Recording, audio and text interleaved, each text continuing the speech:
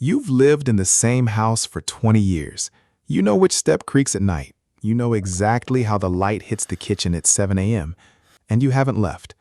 The question isn't why you stayed. The question is what 20 years in one place quietly does to a mind. Think about the last time someone asked where you're from.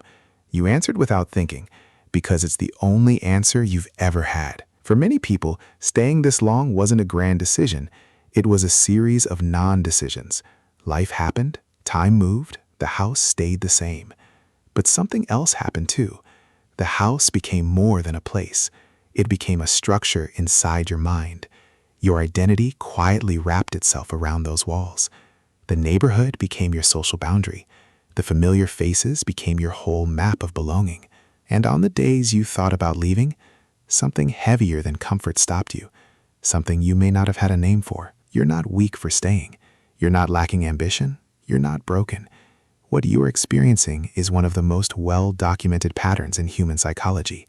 It's called place attachment, and it isn't a flaw. It's a feature. The human brain is wired to form deep emotional bonds with spaces, just as it forms bonds with people.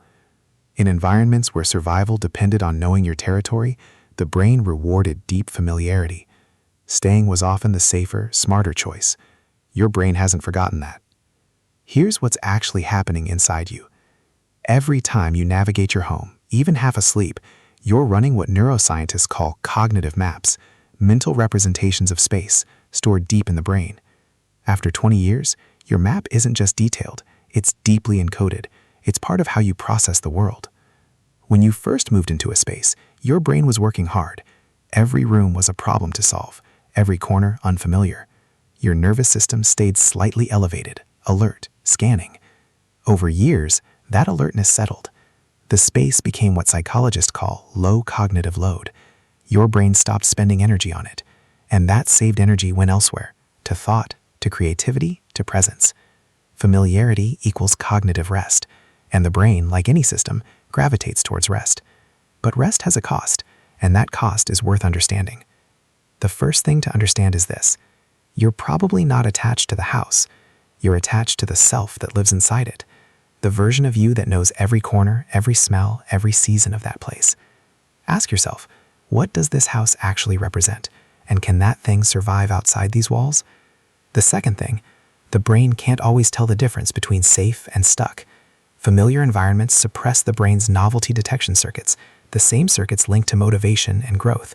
If you feel calm but vaguely unfulfilled, that's often this mechanism at work. Third, you don't have to leave to grow.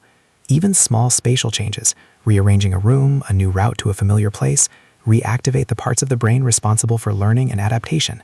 The brain just needs something unfamiliar to re-engage. Fourth, after long enough, a place can become so embedded in your self-concept that imagining change feels like imagining a different version of yourself. Psychologists call this identity fusion. The healthy version is rootedness. The unhealthy version is rigidity. The difference is simple. Can you imagine yourself thriving somewhere else? If that question creates anxiety, not just sadness, that's worth sitting with. And fifth, turn the non-decision into a conscious one. Research on autonomy shows that perceived choice, even when the outcome stays the same, dramatically reduces the psychological weight of a situation. Tell yourself, I stay here because I choose to, not because I never had another option. That single shift moves you from passive to present. Here's the one idea to hold on to. A house is not just a place you live in. Over time, it becomes a place you live from.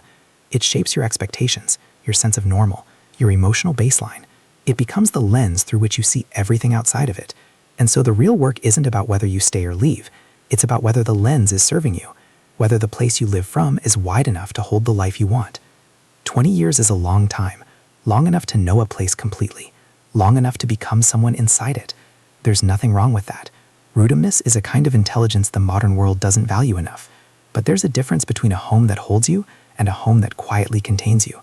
The question isn't how long you've been there. The question is whether you're still choosing it. That's yours to answer.